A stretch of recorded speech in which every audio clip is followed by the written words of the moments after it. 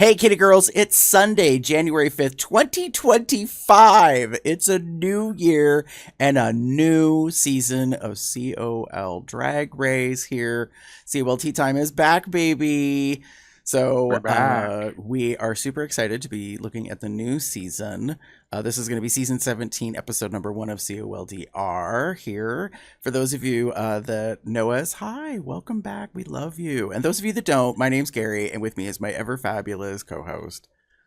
Hello, everyone. It's Damon. Welcome. I'm feeling blue. How about you? Okay, Aqua. Uh, Uh huh. no, yes, very much to the theme. Everything is dripping. I will say for the reveal of the queens, that was stunty. Like to Mm-hmm. have the girls actually walk in a wet room, like in Mm-hmm. outfits on water with water. I was like, Yep. ooh, I hope like you're okay with getting your shit all, Right. wet and stuff. So Hope you don't got any fur. yes, yes, 'Cause yes, yes. that's a bitch to dry out. Yeah. So It didn't look like it. that being the case, though, we are going to review the very first episode, Squirrel Games, of season 17 episode, and they split the girls into two. Actually, they didn't split the girls split themselves, and I thought that was Yeah. an interesting perspective. Rue was like, you know what, y'all can pick amongst yourselves. We're gonna do this thing Mm-hmm. twice. Group one, group two, y'all figure it out. And already the strategy is at play. Oh yes. You know, Strategies upon strategies, thoughts on thoughts. Like let's see how we can make it work. well, I mean, there was notably some good intention. So it was like we don't want to have two country queens in the same group. Yeah. Um, although apparently all the dancing queens are in the second one except for one. Like, and I'm like, okay, Right. there was a lot There's a packed into there's this episode Yes, there was. because Yes, there was even there like the whole was. like checking each other out and getting interested in the boys, and I was like, dang, they're just like packing like all these like little sprinkling all these like subplots in. There's just a lot already. Just already, like in this Hmm. first episode. So, and I think I know we were like talking about it beforehand, but I feel like I'm actually genuinely excited and invested. Like actually, like Hmm. we've been doing this for a while. Drag Race has been doing this forever. This is season 17, y'all. And as you know, Gary and I mostly just stick to the US seasons only because that's more than enough. And we said a while back that we were feeling very meh about the show and everything. And don't get me wrong, we're gonna critique. Don't get it twisted. Like we will still be cutting, but um, to actually walking into this episode, there was enough here that I'm like, oh, okay. Like let me get into this. Let me enjoy Hmm. this. I think I'm gonna actually really enjoy this. Now we'll see how episode two and however many they're gonna have goes on, but Right. I just hope we don't drag on. That's the only thing. Yeah, I will say there's a ton of personality. There's Mm-hmm. 14 queens. Some of them I'm really Mm-hmm. drawn to. Even some of them I'm drawn to, and I don't expect them to make it to the end and win. I'm just going to say that right here and Mm-hmm. now. And that's not being shady. I'm just like, I think they might keep you around longer in the edit because of what you provide for the purpose of the show. Yes, ma'am, that is a fact. Um, as opposed to like, perhaps what your talent might be. Um, I mean, someone already won this very first episode who I didn't think should have been the winner. So there's, that. Oh, oh, You thought I was going to play this. oh. I did. I did. I did. Well, Because so the not really a twist, but the thing that they did was at the end of each episode 1 and 2, there will be a bottom person. Presumably Mm-hmm. at the end of episode 2, the bottom two will lip sync for their life. But in each episode, there will also be a top two, and they will lip sync to win money. Right. So that did happen, and that's what I'm referring to. That the winner is not who I thought should have been the winner. Mm-hmm. Just saying. Mm-hmm. So, I Mm-hmm. mean, I'm We, happy we, for we can her. talk. She is very talented, but not quite what I was expecting. Blame it on the edit. So I'm just sitting here going, she's so talented. Like that is.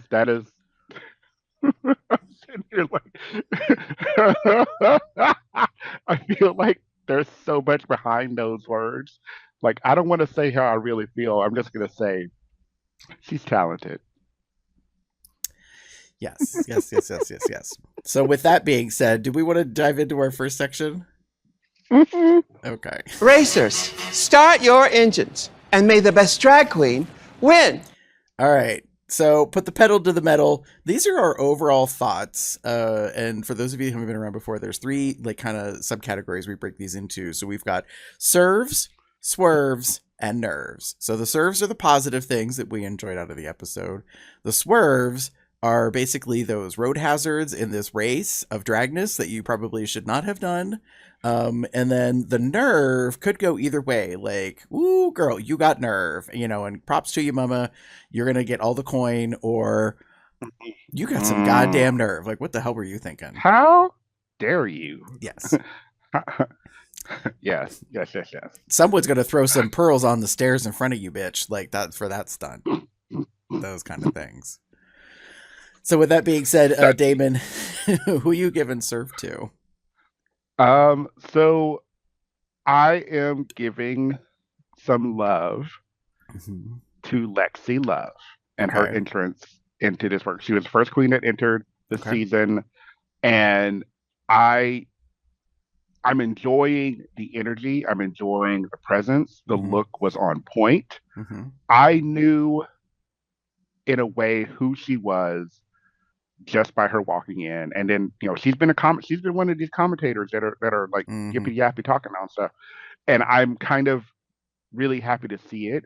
Lexi is a hometown girl. She's a Louisville girl, Mhm. Louisville, Kentucky girl. So it's I don't think we've ever had one for me that I've not seen her perform, so I will say that much. Mhm. But to have someone close that I could have seen, the only reason is play is a little bit distant from when I'm going to visit Right. family, so I didn't get a chance to go there. But very happy to see her on the show, and I was loving the entrance look, the homage kind of to Victoria's Secrets and the angel wings, but then had all of the red and the hearts, and yeah, that's. I'm looking at the picture now. It's over here on my side. It just everything kind of looks really well. Um, yeah, it's gorgeous, absolutely gorgeous. Go her. Nice. No, I agree. She made a great first impression as the first queen Mm-hmm. of the season, for sure. Indeed. Yeah. Ooh, Yes. you got some things. You got a couple of things here. Well, just 2. I got 2 serves. The first is the Katy Perry Joella connection. Like, Mm, that's wild. Like, I'm sure true. production knew, like, when the episode was like being recorded, what was happening, because most Mm-hmm. likely through like the background of Joella as the contestant, they discovered that she's a big fan of Katy Perry. I don't think they got Katy Perry because of that. I just think Right. it's a serendipitous, like, cosmic moment Yeah. that she gets Right. to be there. But talk about gooped when Katy Perry comes in the workroom and recognizes her, clocks her Right. instantly from the crowd. And I was like, oh shit. I was like, Yeah. that is And awesome and dangerous. yeah. And I think it's a very weird, not weird. I think it's a very unique experience Mm-hmm. to have that connection with a judge. Right. Yes, some of the queens have, well, I'm going back to Shea Coulee and her love for Naomi Campbell and during, her being, one of the judges. That's kind of one thing. Right. Like we've had queens that love like a guest star. Like there's been so much, fandom for Ariana Grande, for example. Like Right. there's been all of that. This is one where there wasn't just that, but there's a lot of like they've actually met. They've actually sort of engaged with each other. They've talked to each other in a ways it looks like in the pictures and such that we've seen. Right. And I think that's a very special kind of connection. It could be a problem. Well, Possibly. I mean, the moment the other queens are recognizing that the celebrity knows the queen, I was like, ooh, this could be bad. Like, not that they'll be jealous, but they'll be like, what the hell? Like, how is that fair? But I do think if you watched Untucked, Katie comes back and talks to the queens and pulls the Lady Gaga, as in she gives them notes. And she does say to Joella that there's something that she can improve upon and be better about it. She wasn't as honest as she was on Judges Panel. I mean, fair. So, she probably doesn't want to break her heart, especially when she's in a competition with all these other people. So, yeah, that'll be weird. I'm sure for Joella, to have watched that live Friday, probably at a bar, and see what Katie had to actually say about her versus what she said to her face. Just saying. Yeah. So, there's that. But anyways, I just really thought that was a serve that the celebrity clocked the contestant right off the bat and knew her. And like, while Joella is from Los Angeles, I don't feel like this was a like super obvious kind of thing. It wouldn't have been like Paris Hilton walking in and seeing Gottmik. Do you know what I mean? Right. Where there would have been like, like obviously these two really know each other and have been, in business partners working or together. whatever. Yeah. So this is a whole different thing. Anyways, that was the first thing. And then the second serve is Anya Nerve's runway waltz. Not a walk, a waltz. The fact that the judges panel starts ribbing you for like how long it takes you to walk the runway, and they start turning it into like a meme joke about, oh, is she gonna leave? Is she headed out? Is she about to go? Like, and I was like, she's still walking down the runway. And I love that she like 18 and she's just not getting back. Right. And I love how, Michelle's like, tune in and see if Anya Nerve actually leaves the runway. Yeah. Like, and I just thought that was great that like Michelle and then, we're kind of catcalling a little bit. Like we know that they run the runway twice. Once without really hearing anything or anything being said, and then the second time. And so you get all the puns and the quips and stuff. And I love that she was like cracking up as a contestant. It was like reacting to them making fun of her, like in her walk or whatever. So I just thought that was a serve because I was like, girl, how often do you get that where they're just like are already picking on you or, right. And we know that it's out of and love. I think that it's a fair assessment, especially considering for most of the girls, this is their for all of them, this is their first time on the Drag Race runway. Right. So yes, you've been seeing it, but still, this is a very high pressure situation for sure. Right. And I'm just gonna say this right now, as a sidebar, there is something up with that stage, because the amount of people that are wobbling when they're walking, mama, like nobody is walking a straight line.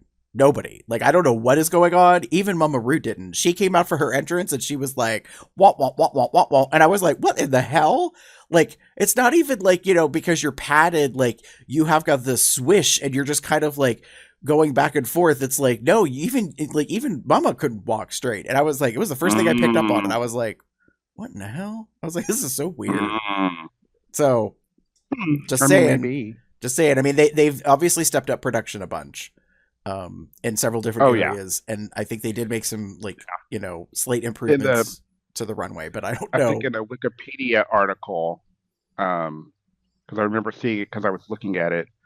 Where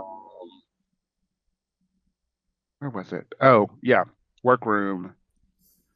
Sorry, I'm reading. Hi everybody, Wikipedia page. This is the season 16 received several nominations for the 76th Primetime Emmy Awards. Many journalists had the opportunity to visit the main stage and workroom set. Fans quickly realized the newly constructed set for the upcoming season, with journalists were people witnessing previous contestants Maya Iman LePage and Morphine Love Dion using the main stage for a lip sync contest.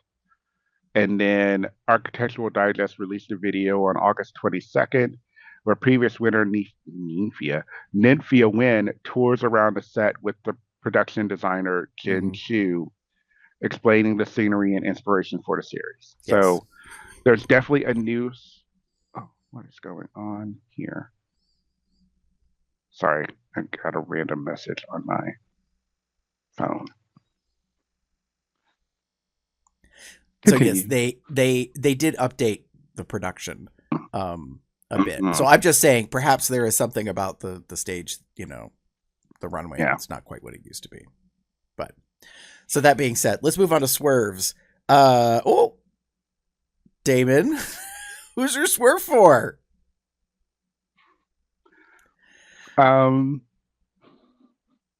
Acacia who? Okay, so one of the queens this season is Acacia Forgot.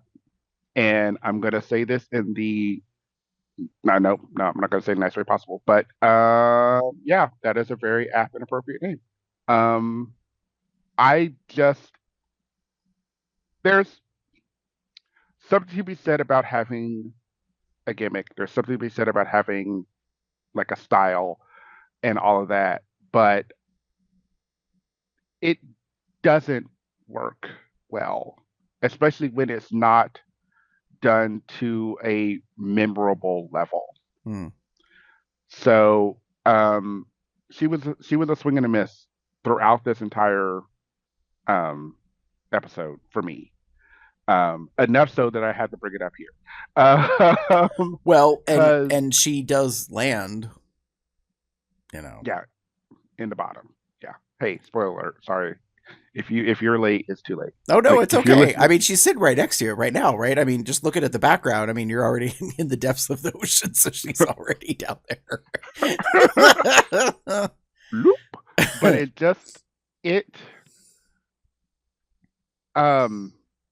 it was funny to me as I was watching the pit stop with Now Monet Exchange, and it was Raven as her first guest, and it was apparent that there was an issue because we kept forgetting her name. I love the name. I think it's a cute, punny name. Right. Having said that, that's probably the extent of it.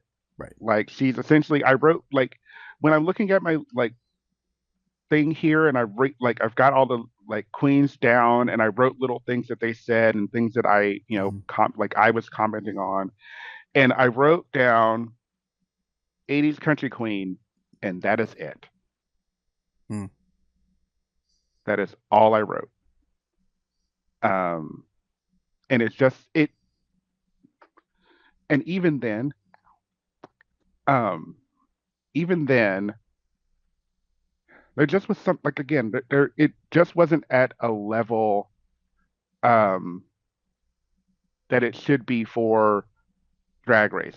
Right. The gimmick, I think, is pretty. I think it's really great. I think it's fun. You have a talent. You can sing. You're very 80s. You're very country. It comes from your family history, as we learned in this episode. That's great. But that's all. Right. You're not like. You're not. You're not at like Dolly Parton level. Even, and if you say 80s country queen and you're a drag queen that's doing drag country, I expect you to already be at like Dolly level and just keep surprising me more and more. And I just got very not enough. Right. Not enough. No, that makes sense. And I hate digging a queen, but like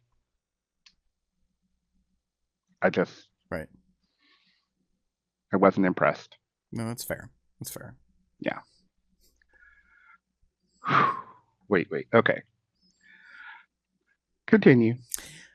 So for my swerves, Lucky Star's pizza face. Mm. So I think the concept of the runway was to reveal a different face. It was mask for mask. Right. It was mask for mask singer. So it was kind of meant to be. Right. So if you've seen this show, which I'm a little surprised they did it because it's a Fox show, but whatever.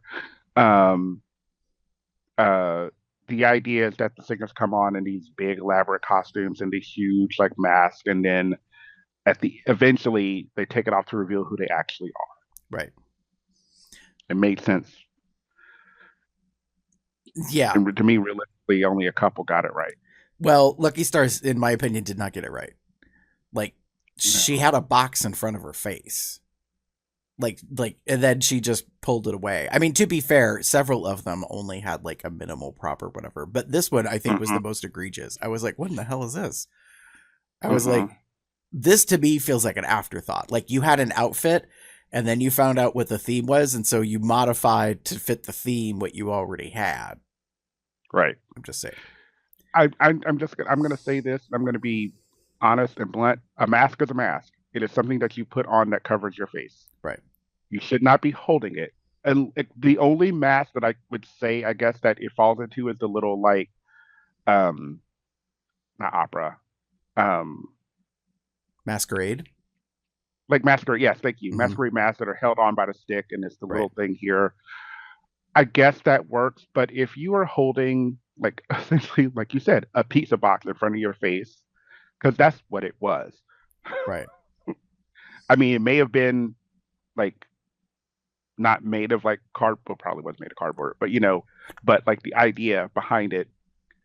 Mhm. But and were there eye holes? Could you see through it? No. Then it is not a mask. There we go. In addition, She wasn't the only one. I know. Well, I'm also going to give a swerve to Sam Starr.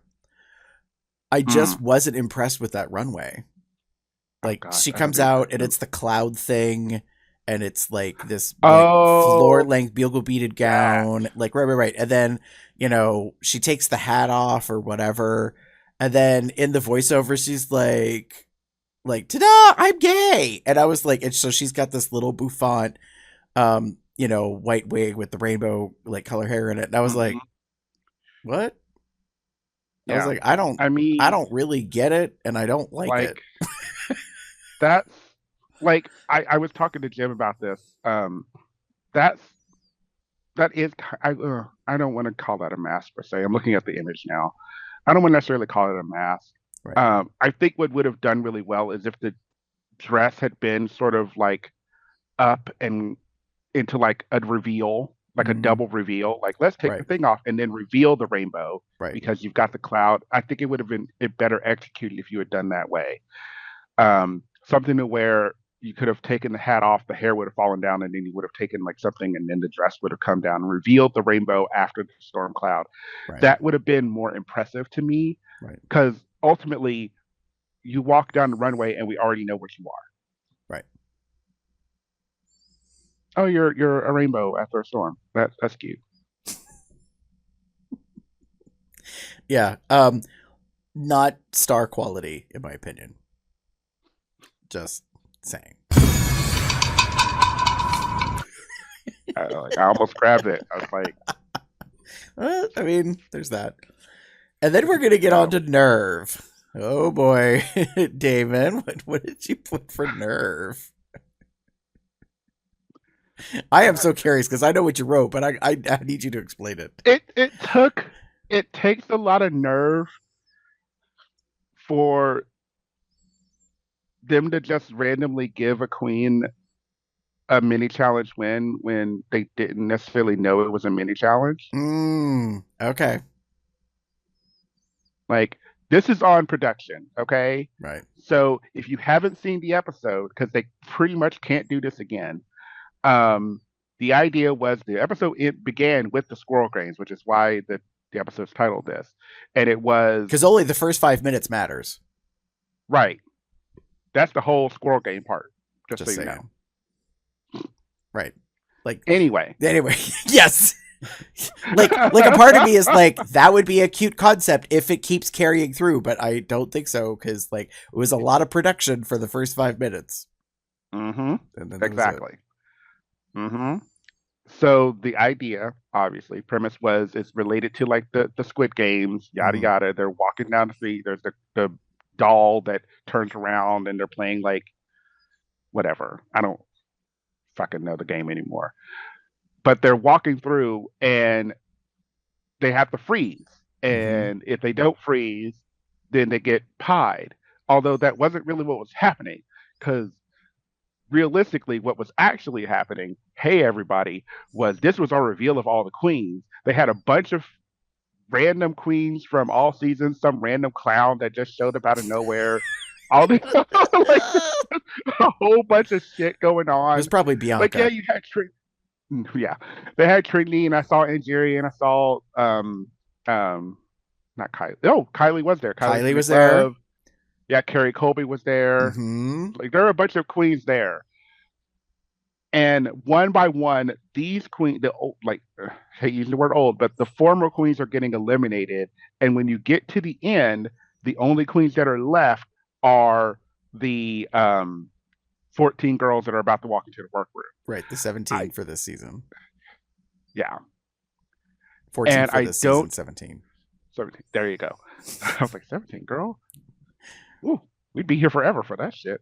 I mean, but then there was an homage piece. Like, I howled and cringed that Victoria Porkchop Parker yet again gets to have screen time and is the first queen pied. Right. And man, they got her good. Like they did not shy away on pieing people. They had her like off to the side, because I just, these are things I noticed. Victoria was not wearing heels. She was, I think, sitting. I don't even know if she was walking, like she even did any of the walking. Like, I'm just going to be blunt. Like, I don't think she did anything. I think she was just sitting on the side. And when it came down to it, she was the first one, because you could tell she knew it was coming. Well, right. I mean, she also wore like a jumpsuit. Like, she wasn't wearing anything high end or whatever, you know. Yeah. So she was well aware of the whole gig and what was going down. Yeah. Right. Wonder if she was the only one, because I hate to be a queen that has to get that pie shit out of my wigs and clothes, off of my face. Like, did I spend 5 hours getting in drag makeup for you to fucking have me ruin it for this 2-minute segment? Like, okay. Anyway. Well, I mean, my hope and my preferences is that apparently they were cherry pies, and that I'm hoping that they were tasty, because some of these girls were probably starving themselves before they showed up on camera for this like gig, and so I'm like, the least you do is like get a little something, and to eat out of it. Oh, but anywho, yes.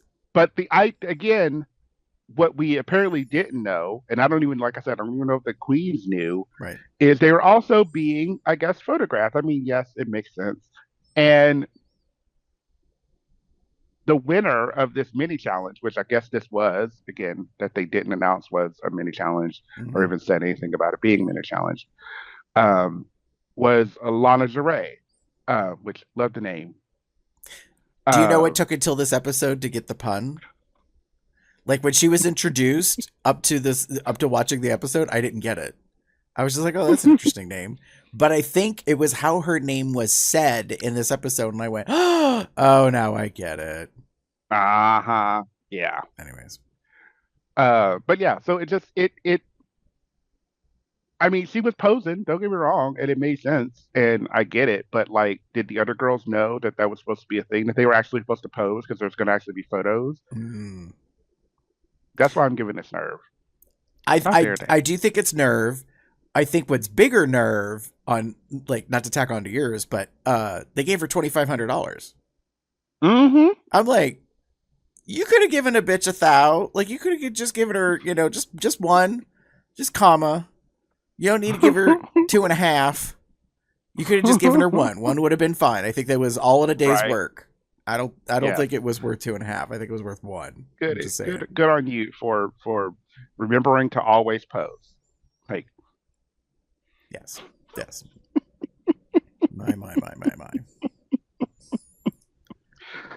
oh, geez, Louise. Well, speaking of the opening, Yes. Carrie. So it is my nerve, and this is to the positive. This was a crazy season opening moment. I was not ready. Like, I didn't think into it. I knew what the name of the episode was.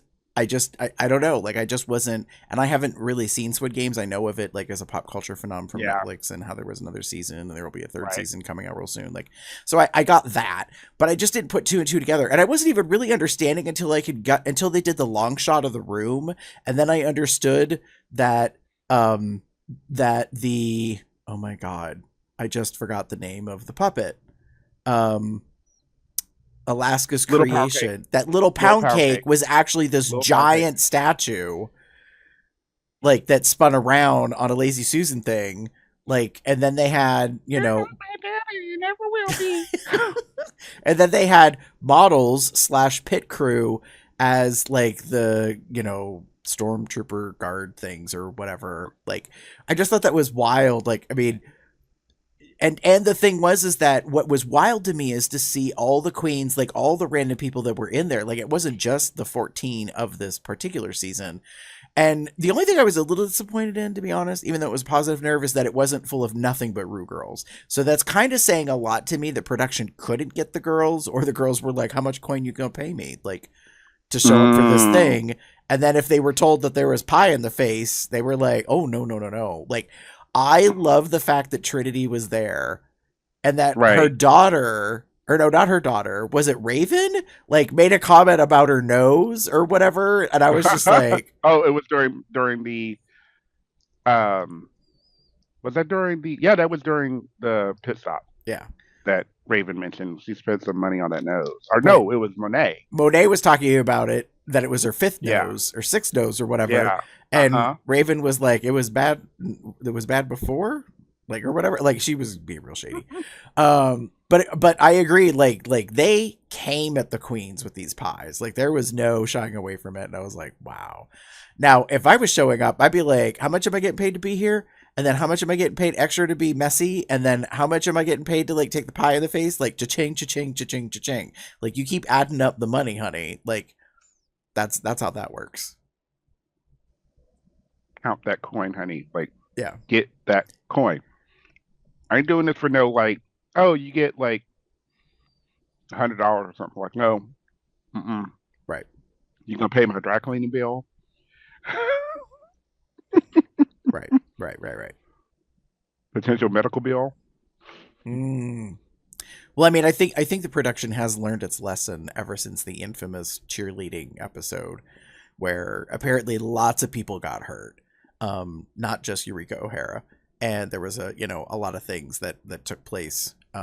Supposedly her and Charlie Hides were, like, the ones that really, like, took the beating, but since then, years have gone by, and now it's all come out that, like, basically everybody got beat to shit, and that they did something in, like, 2 days what normally takes months of practice and rehearsal. So I think production has learned that lesson, so that's where we're ending up with, like, crazy shit like this. But I do say I was not ready for that. It was wild.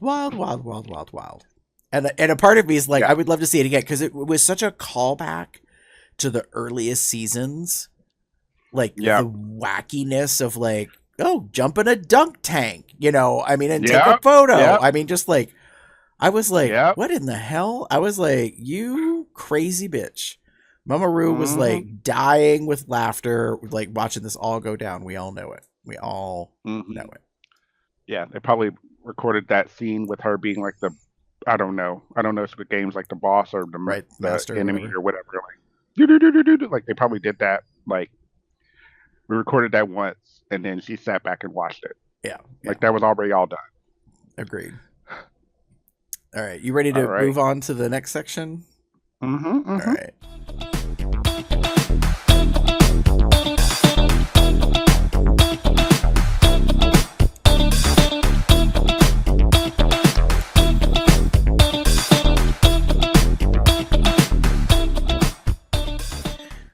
All right, so now it's time for snaps and eye rolls, aka the hits and misses. These are the highs and the lows of the particular episode that stand out for us. So, David, what are you giving snaps for? Oh, interesting. Okay. Yeah.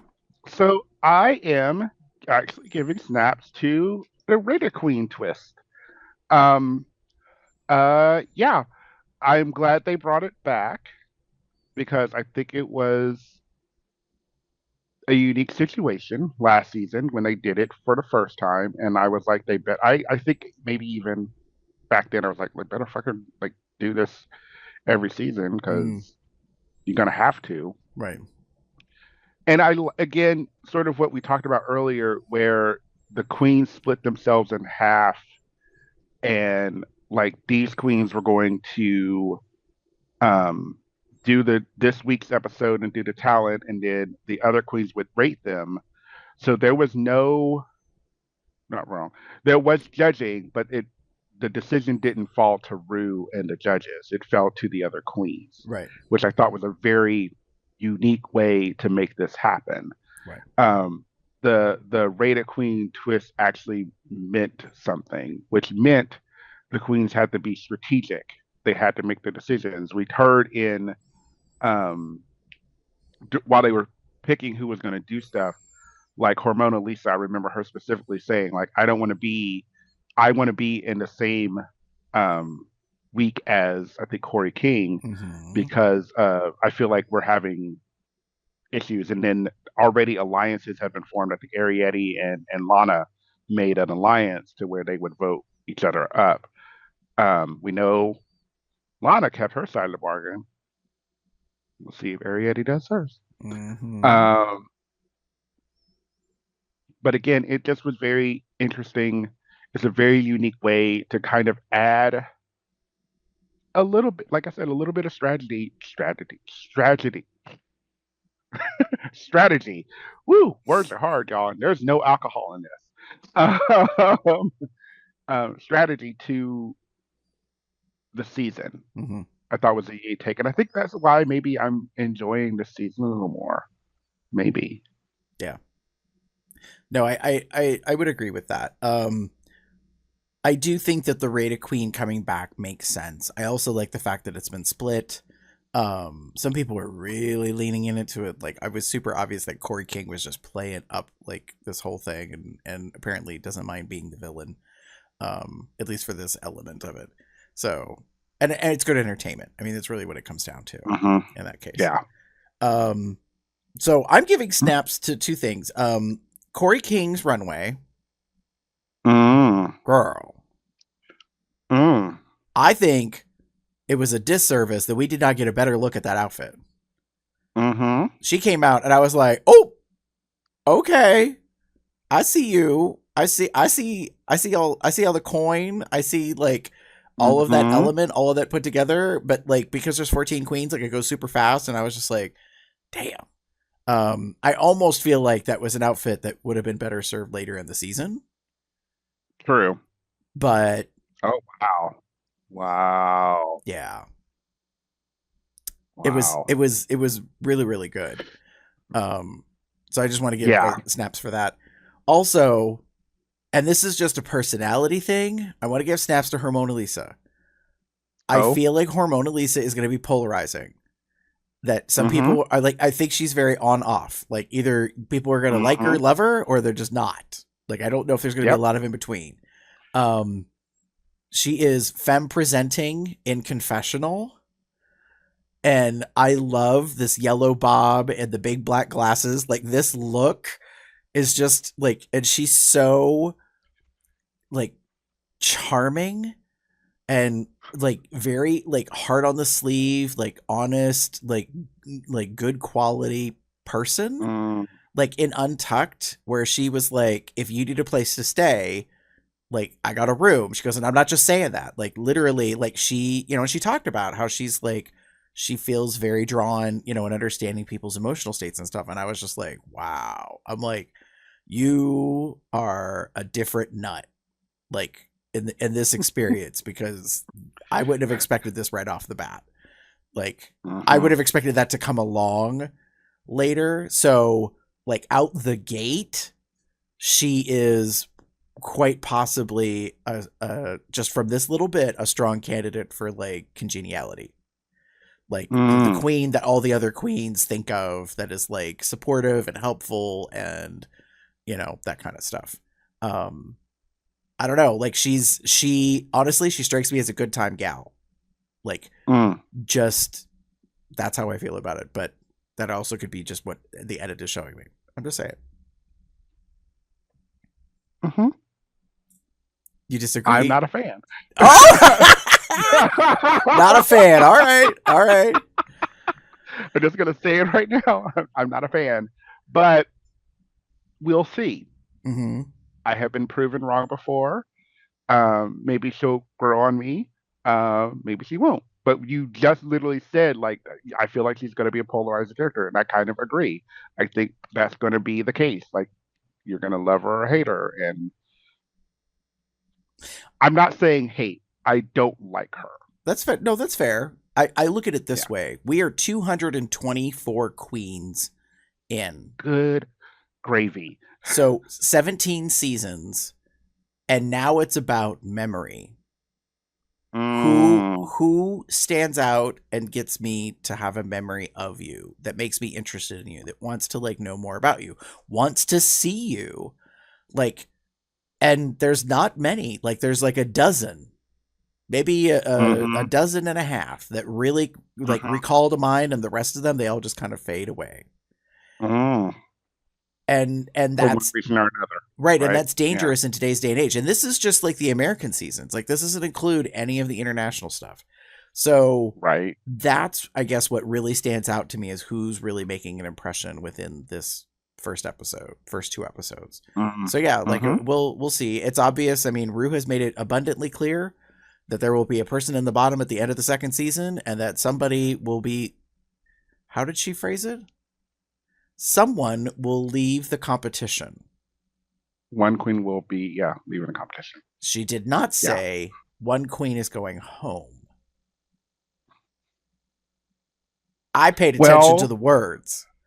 Well, I was like, I feel like, so have I seen something? I feel like I've seen something. That says to me that they're going to come back, or something's like they're going to do the thing where you get towards the last part of the show and then all the queens come back and they do a team challenge to help the last queens or whatever. Like, it just stood out to me that she didn't say home. She just said, that someone will be leaving the competition. I was like, okay. Maybe. That doesn't mean pack your bags and get the fuck out of here. That just means like you're just not competing. Just saying. For now. Yeah, that business. All right, Damon, who you giving eye rolls to? Oh boy. It hurts. Oh God. Okay. So, my eye rolls. I'm calling this one, but it's actually a couple. Not really a couple. Lydia's talent. So she indicated, like, in this, throughout her, she was doing something with puppets. She was doing like a puppet thing, and I was like, oh, that's cute. Everybody loves puppets. That's what's, hashtag for the show for many years. What I wasn't expecting was a sheet with like a face drawn on it haphazardly with maybe a little bit of a mouth that kind of worked as a puppet. I guess it kind of worked. And some random, like, just bit of like fabric on top of it that didn't make sense. And she, the show, the 90-second, I think, is what they have a max of moment, is her doing this thing. She comes out of the mouth with her actual hand, which is, I don't understand, and she drops a fan. And then, all the stuff. And then she pulls off, like, she comes out of it. No, she pulls off a little thing on the top, which reveals, I can't even remember what. I'm just gonna be honest with you. Was it meant to be like a? Oh, she said burlesque. That's right. She said burlesque with puppets. Okay. it was a thing. Yeah. And then she then comes out of it and she's dressed up and she grabs the fan and then that's it. Like there was other stuff involved, but like Mm-hmm. it was a thing. Yeah. Would I call it talent? No. Well, It just did not make sense. There are elements that were just not quite there. Yeah. I think the idea may have been sound, but I think there needed to be more. Yeah. No, I hear you on that. Wasn't fun. Did not like it. 0 stars. I think that's very fair. Speaking of which, Gary. I know. I mentioned one. Well, I'm sorry, girl. Like, my eye rolls are for what I call the fever dream talents. There was a series of them. And, like, some people out there might be blaming, like, Plain Jane with Burger Finger, or they might, blame, oh my God, her name just went out of my head. And she won. Jimbo? No, before that. The little one, the toaster in the tub. Willow Pill. Yes. Like, I feel like that opened this box of these queens feeling like they can just do all sorts of like wild stuff now. And I'm like, the wild stuff has to make sense. That part. So, I don't know. Like, the lemonade thing. I didn't find it entertaining. I think I was told it was entertaining, but I didn't find it as entertaining. And unfortunately, I've done stage work, and all I kept thinking was, who gonna fucking clean all that shit up? Union people. Just so you know, union people. Because at the very end of all the credits, the AFL-CIO CLC gets credit. And I was like, union motherfuckers are going to be cleaning up that stage because now there's liquid everywhere. Like, and so there's a part of me that's like, if it's entertaining, you're going to forgive the mess. But if the mess is just there because it's mess, and therefore that somehow is entertaining, I'm like, no. Yeah. Like, don't get me wrong. It was well executed. It was a well crafted look. Like, it all made cohesive sense, but I just didn't quite think it was the bee's knees. But there were several of them that I was like, what on earth are we watching? And I was like, okay. Like, I mean, like, there was a reference. What was the earlier reference about, like, was it Carson made a comment about that you got high and decided that was the thing to do or whatever? Like, and I was like, yep. Like, that's kind of what this feels like a little bit. Like, and so it starts to make you wonder, like, is that talent? Is it entertaining? I mean, Mama, this is garbage. So, like I will say this, Acacia forgot, like, I hate to say it, but she actually presented talent. I mean, yeah. Like, I feel bad for her because a part of me was like, oh God, so pretty much the whole US is going to be like, is that Trixie Mattel? Like I think they're going to make that, like, that kind of an opinion, which is so not fair to her. But if you're going to do something that looks a lot like someone else that was already on the show, you have to be able to take that as like a natural thing that's going to happen as comparison. So there is a part of me that's like, that was talent. Like, you played a musical instrument and sang live. And then, Jewel danced. Yeah. Like, that's talent. Because even when I was smaller, my fat ass couldn't have done that. Like there was a couple of things that were, talent, but otherwise I was like, and it felt like a fever dream. I was like, did I take a couple edibles and not know it? Like, what is happening here? Right. I feel it so much. And again, I will say, was it entertainment? Absolutely. Especially for like the first episode with Katy Perry sitting there. This was the bunch of queens to kind of jump on stage and do this first episode. I will own that. I'm looking at the list of the queens that did stuff, and I'm like, oh yeah, okay, I remembered all the stuff, and I'm like, yeah, those were things that happened. We had a great dance number. Then we had a cultural kind of dance thing, but didn't really go anywhere. We had Lydia Puppet. Then we had the Lemonade, which I thought was a really great thing. Then we had Joella. Moving on. Then we had Acacia singing, which I think was actually good. And then we had Susie doing tap. And tap, I think, was actually a good talent. The problem that often happens with tap is it's only it sounds bad. It's great when there are multiple people kind of doing it in sync and it becomes this larger kind of thing. With one person sort of doing it, it's cute. Don't get me wrong, it was cute and I loved it, and she had a little comedy moment in it. I'm gonna just pull this out right now. Girl, the makeup was terrible. Your makeup is terrible. How about Michelle calls her out and says, so she comes out with a dime on her head, she takes it off, and we're like, could you put it back on, please? And I was like, damn, she went there.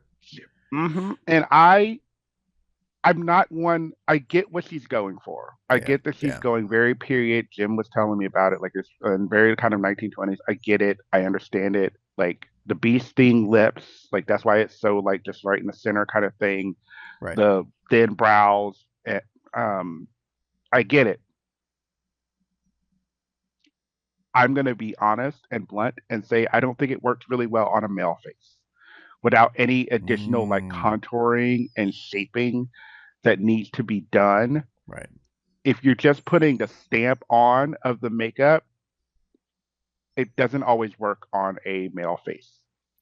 Yeah, like there's something, I think there's more that can be done better. I think they have room for growth. Absolutely.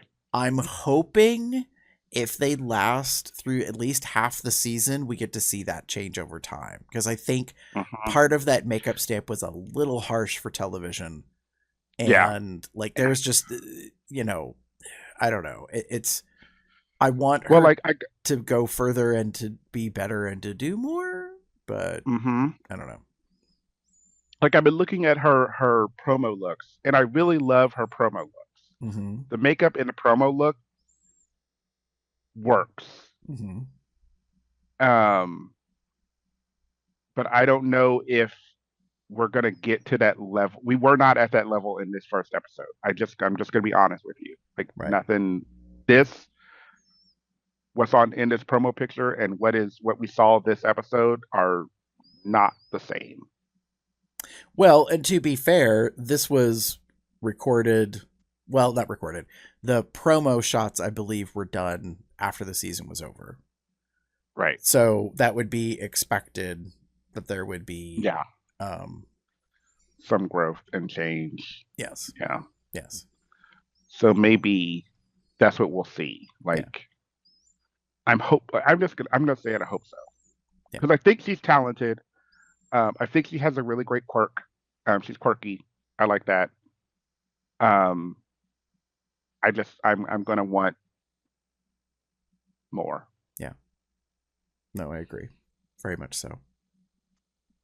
Yeah. Anyway, and she won. Yeah. I don't understand that. Me neither. I don't think she won the lip sync. Me neither. I really don't. And I was don't. I was like, wait, what? Mm-hmm. But we can blame it on the edit I don't- because how they presented it, it seemed really obvious who was going to win. And then I guess Right. that was the whole point, is to do the switcheroo and make us all go, wait, what? I don't know. Well, with that, I don't know. So I don't need a girl. I'm a little surprised. I'm a little shocked. Little surprised.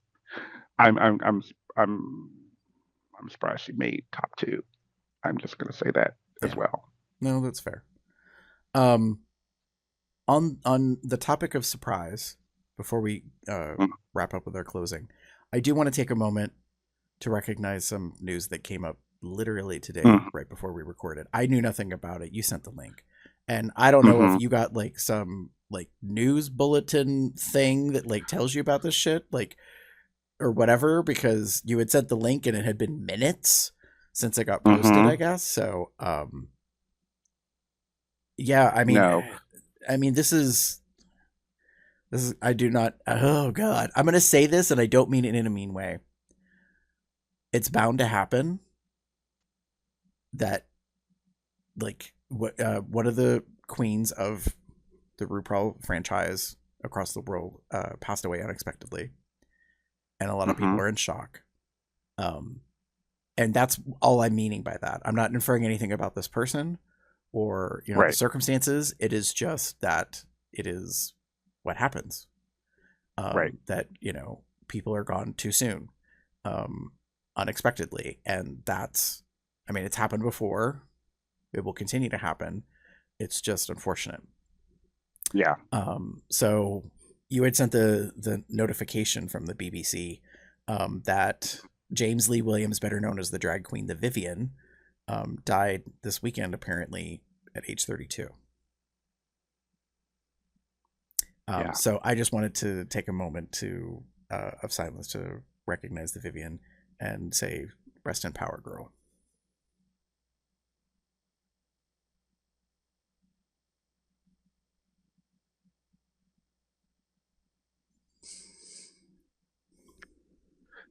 That's a shocker. Yeah. So, yeah, it was shocking. Like I found it out through Facebook. Haha. A friend posted that it had happened, and I was like, "What?" And I just sort of clicked the link, then went like that link was. I didn't like the site. I'm just gonna own it. I hate. It was a very like clickbaity kind of site. So I'm like, let me try to find something else to be like, one, to verify, and two, to like provide something a little more verifiable, informational, which is what led me to the BBC one. It's unfortunate, I think, and again, it is very brand new. We don't know the details. We don't know anything about what happened. Her publicist, I think, is the one that made the announcement. And again, at this point, we don't have much information to go on. They're asking, respect the family at this time, and all of that, which I think is very fair considering how soon this happened, how sudden. I'm guessing this happened, and she was she's a young queen by, so we know her history, we know things about her that have happened in her past, but we won't know until I think they actually announce what actually happened. So, I think respect the wishes and may she rest in peace. Yeah, I mean, like it's definitely in the did not see that coming. No. I think there's like some acceptance or ease when an individual is older, or has, I don't want to say receded, but like changed and not really, isn't performing as much or whatever, and so like, they've, maybe they've retired and so they're not, performing anymore, and I think so there's an aspect of that like people find, I guess, easier to process or to understand or wrap your mind around. And this one was just like, say, what? I was like, wow. Mhm. Wow. So yeah, so there will probably be a lot of press about that between now and when we come back. So yes, we are here for the first episode, and based on our availability and scheduling, we're going to be every other week. So we'll be back in 2 weeks after presumably 2 more episodes. So it'll be episode 2 and episode 3. We'll come back and we'll talk about those. Hopefully we'll be able to keep on that all the way through the season, based on what we know so far. And we will get to see who the newest winner is of the Mhm. entire season. In the meantime, though, if you would like to get in touch with us, there are several ways to do that. First off, you can go to the website, which is cubsoutloud.com. You can also send us an email at cubsoutloud@gmail.com. You could call in and leave us a voicemail message. We'd be happy to play it, or not. We could just talk about it. If you want to call us, you can call 361-COL Talk. That's 361-265-8255. Pretty much all the major social media outlets, you can go in and find Cubs Out Loud if you do the search word. We are on Blue Sky. Yes, we are still on that hateful other like platform called Twitter, just because there's some engagement over there. But we're not doing anything to cause. We don't get nothing out of it, really. No. In that case. So also, if you want to join the conversation, you can go to the Telegram platform. Some of you may be more familiar with it of late because of folks talking about like finding various ways to connect with other people. So if you want to join the COLDR chat over there, you can go to tinyurl.com/telegram-COLDR. And we also have a calendar where our regular series, main show, whatever you call it, is going to be live on YouTube, typically on Sunday evenings Eastern here in the US. To see that calendar, you can go to tinyurl.com/calendar-COL. And if you want to support us, there's several ways to do that. And you can go to zazzle.com/cubsoutloud and you can get merch from there. We have all sorts of different things. So we've got apparel. So as you can see, like I've got an embroidered hat. I've got this like one of our series like sweatshirts. Damon happens to have on, he's repping the Cubs Out Loud drag race stuff. So he's got a lovely mug of tea, the t-shirt. So there's all sorts of things you can get over there. And they pretty much have sales all the time. So even if you don't find something right away, you could like sign up and then you get notifications pretty much like every other day, it seems like, on various items to enjoy. You can also become a patron. You can go to patreon.com/cubsoutloud. And as a patron, you actually get the full unedited versions of the episodes, both Cubs Out Loud Drag Race plus the regular series. You also get invited to join us when we do like fun things, like we just did Jingle Mingle for the holiday season a couple weeks ago. That was fun. We learned about a naughty adult advent calendar and then got to critique it and see whether or not it was actually worth it.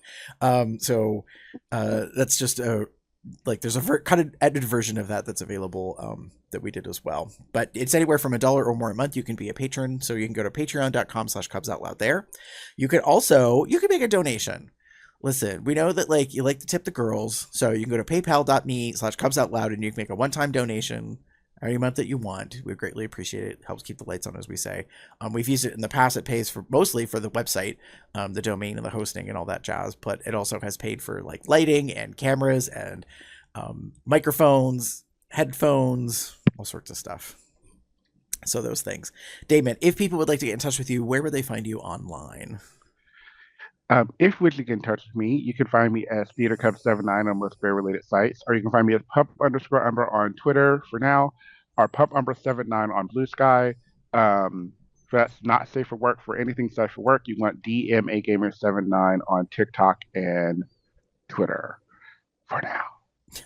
Nice. If you would like to get in touch with me, you can pretty much find me anywhere online as Gabriel73. On the platform we don't like to talk about anymore, I do have a profile, Gabriel73 DRAG, and I did that on purpose to kind of sequester all the Drag Race referencing stuff.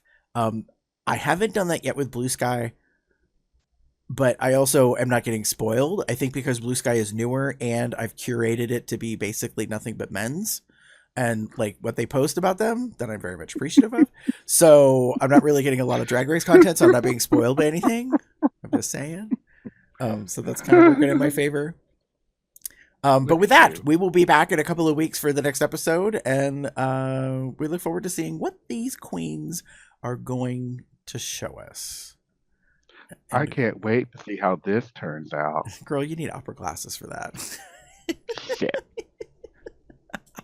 Anyway. That's fine. We'll get you some in the meantime. There So we with go. that, We will talk with you laters. Bye. Bye.